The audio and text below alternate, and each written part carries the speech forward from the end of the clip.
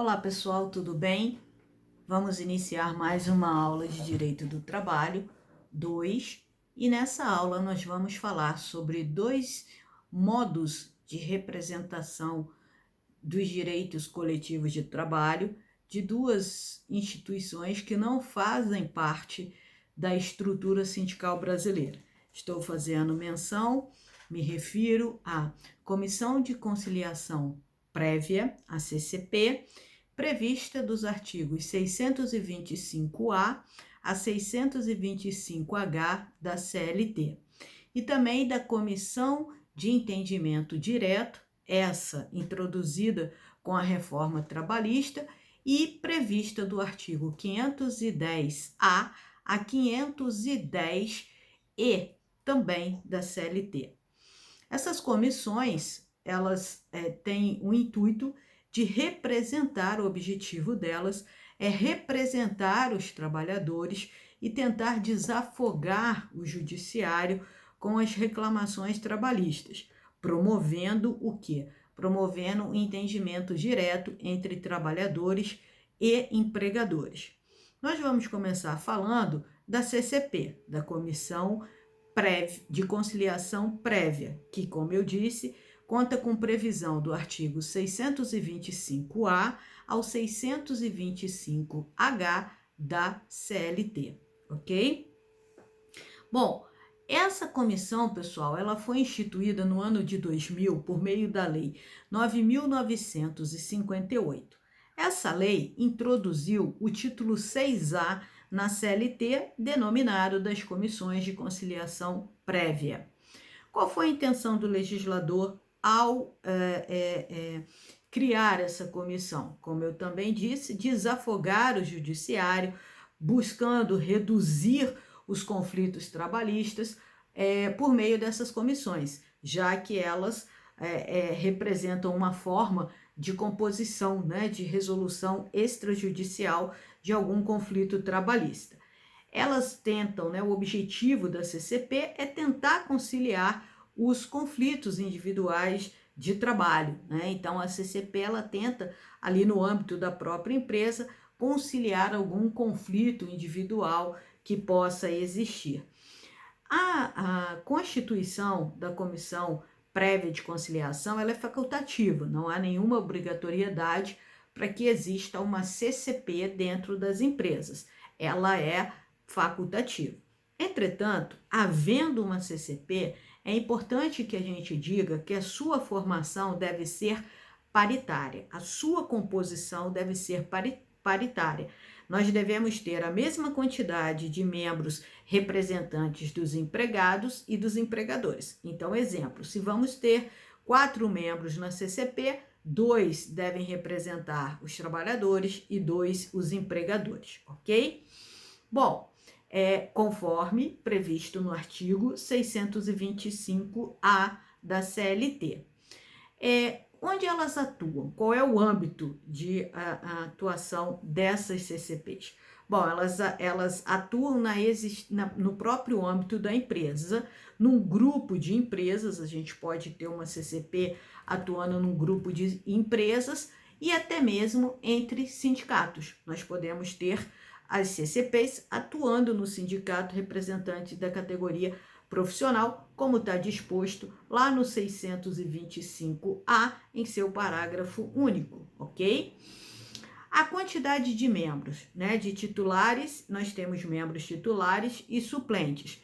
Nós vamos ter um mínimo de 2 e um máximo de 10 membros. Lembrando que essa composição é paritária, o mesmo número de representantes de empregados e o mesmo número de representantes de empregadores, tá certo?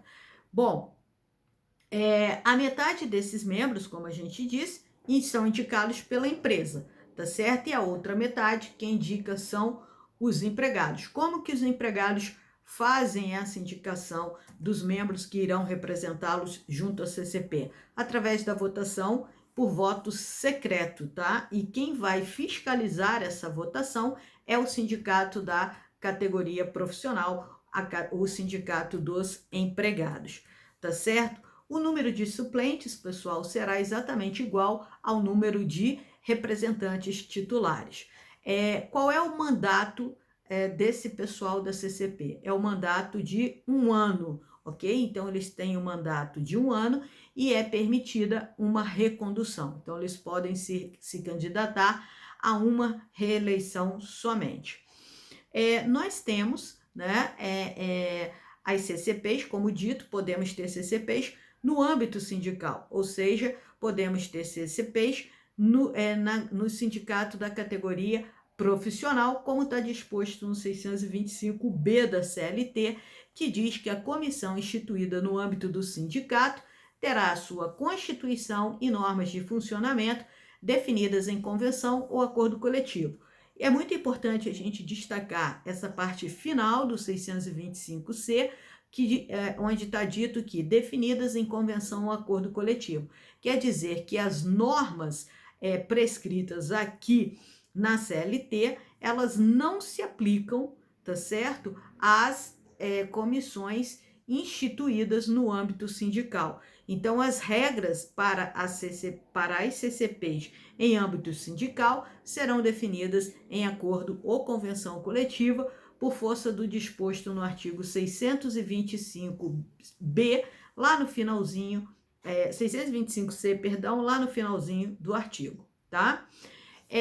Olha só, hoje é muito comum ainda nós pegarmos algumas reclamações trabalhistas dizendo, né, que aquela lide foi submetida à CCP ou deixou de ser submetida à CCP.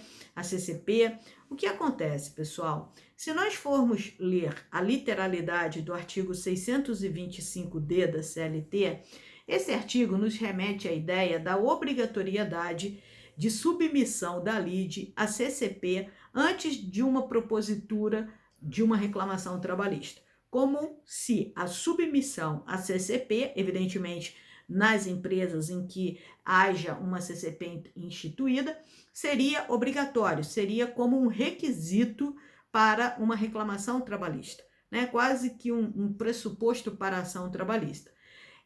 Isso é a literalidade do que está escrito lá no artigo 625D, que nos diz: qualquer demanda de natureza trabalhista será submetida à comissão de conciliação prévia. Então, o artigo nos remete à obrigatoriedade. Entretanto, pacificado no STF e no TST o entendimento de que não é obrigatório ou que não é requisito para que você chame o judiciário para resolver a lide, ou seja, que você ingresse com uma ação trabalhista, não é requisito que você antes tenha submetido aquela lide, aquele conflito à comissão prévia de conciliação, tá? Então, não temos isso. A comissão de conciliação prévia, né, a submissão não é pré-requisito, embora a literalidade do artigo 625D nos remeta a essa ideia. O entendimento pacificado do STF e do TST é pela não obrigatoriedade de submissão à comissão prévia de conciliação como requisito para a propositura da ação. Qual é o fundamento utilizado pelo TST e pelo STF para embasar esse entendimento da não obrigatoriedade? É o artigo 5º da lei, né, pessoal, o inciso 35, que diz que a lei não excluirá da apreciação do poder judiciário lesão ou ameaça de direito. Você exigir, né, que a lide seja submetida previamente à comissão de conciliação, isso aí, segundo o entendimento do STF e do TST, seria uma restrição ao acesso à justiça. Portanto, seria uma exigência que beira a inconstitucionalidade, ok? Então, temos aí algumas lides, né? algumas ADINs que versam sobre o tema, que estão aí no material de vocês, que foram já julgadas em 2018, concretizando aí o entendimento do STF sobre a não obrigatoriedade de prévia submissão do conflito à CCP para a propositura de uma reclamação trabalhista. Bom, Agora vamos imaginar que voluntariamente a pessoa queira submeter a sua lide a CCP, tá certo? Como é feito isso? Você reduz a termo a sua pretensão, tá certo? E apresenta a sua pretensão à CCP. Cada uma das partes envolvidas receberá uma cópia daquele termo, tá certo? Então, você formula a sua demanda através de termo, tá certo? E você, quem reduz, né? Você reduz a termo, quem vai fazer a redução a termo são os próprios membros da CCP e vão distribuir, portanto, uma cópia para cada uma das partes. Qual é o prazo a partir do recebimento dessa demanda que a comissão prévia de conciliação tem para realizar uma audiência, por assim dizer? O prazo é de 10 dias, pessoal. Tem um prazo de 10 dias. E nós podemos falar que esse prazo é decadencial, porque se essa audiência não for realizada dentro do prazo de 10 dias, não mais será possível a realização. E não sendo mais possível a realização, será emitido um termo, uma declaração, dizendo que não foi realizada essa sessão no prazo previsto da lei de 10 dias, tá certo? Bom, agora, se houver vamos imaginar que tenha havido essa sessão, entretanto as partes não chegaram a um acordo. E aí, também é emitida uma declaração dizendo que restou infrutífera a tentativa de conciliação. E se, por outro lado, houver a audiência, a sessão de conciliação, e dali resultar um acordo, esse acordo será expresso através de um termo, será feito um termo onde constarão as bases do acordo, as bases do entendimento a que as partes chegaram. E qual é a natureza jurídica desse termo? A natureza jurídica de título executivo extrajudicial, tá certo? Então, título executivo extrajudicial. Pessoal, nós temos aqui também mais um conflito entre a literalidade do artigo previsto na CLT, tá certo? E do entendimento do STF sobre o tema. Do que eu estou falando? Eu estou falando do artigo 625-E da CLT, que nos diz o seguinte: aceita a conciliação, será lavrado o termo assinado pelo empregado, pelo empregador ou seu preposto e pelos membros da comissão, fornecendo-se cópia às partes. Parágrafo único. O termo de conciliação é título executivo extrajudicial e terá eficácia liberatória geral quanto às parcelas expressamente ressalvadas. Bom, embora nós tenhamos aí a literalidade do artigo nos diga que haverá eficácia liberatória geral, exceto quanto às parcelas expressamente ressalvadas no termo, né? O STF tem entendido que essa liberação está relacionada ao que foi objeto da conciliação e não uma liberação geral, tá certo? Mas somente aquilo que foi parte da conciliação. Me parece um entendimento muito mais lógico e muito mais acertado do STF do que aquilo que está previsto no 625-F da CLT, tá certo? Por quê? Porque você não vai liberar o 625-E, você não vai fazer, né, atribuir uma eficácia liberatória geral para todos os assuntos, se houve assuntos que você não tratou ali naquela sessão de conciliação. Então, o STF, nas ADINs 2139, 2160 e 2237, todas de relatoria da ministra Carmen Lúcia, né, que foram julgadas em 1º de agosto de 2018, então um julgado recente de 2 anos atrás, tá certo? Tem um entendimento contrário àquilo que está exposto no 625-E, dizendo que não terá eficácia de liberação geral, mas somente os valores discutidos, tá certo? Naquela sessão de conciliação e não se transmuta em quitação geral indiscriminada de verbas trabalhistas, mas tão somente se restringe tão somente às verbas que compuseram a conciliação. Bom, pessoal, e quando nós tivermos mais de uma comissão? Imagina que nós temos uma comissão que atua no âmbito da empresa e uma comissão que atua no âmbito do Sindicato dos Trabalhadores. Qual será a CCP, né? A comissão prévia, qual será ela que terá, digamos, legitimidade para resolver aquela demanda? Existe uma prioridade? Existe uma legitimidade? Não, pessoal, ambas são legítimas, ambas são competentes e a escolha caberá ao interessado. Então, na hipótese de haver duas comissões prévias de conciliação, o interessado poderá escolher aquela que achar melhor para apresentar a sua demanda, para apresentar o seu conflito, ok? E agora a gente vai falar de um tema importante, que são as comissões de conciliação prévia e a interrupção da prescrição. A partir do momento em que se provoca a CCP, então a partir do momento em que o interessado busca resolver o seu conflito através da CCP, haverá uma interrupção da prescrição na forma do artigo 625G da CLT, tá certo? Então haverá uma interrupção.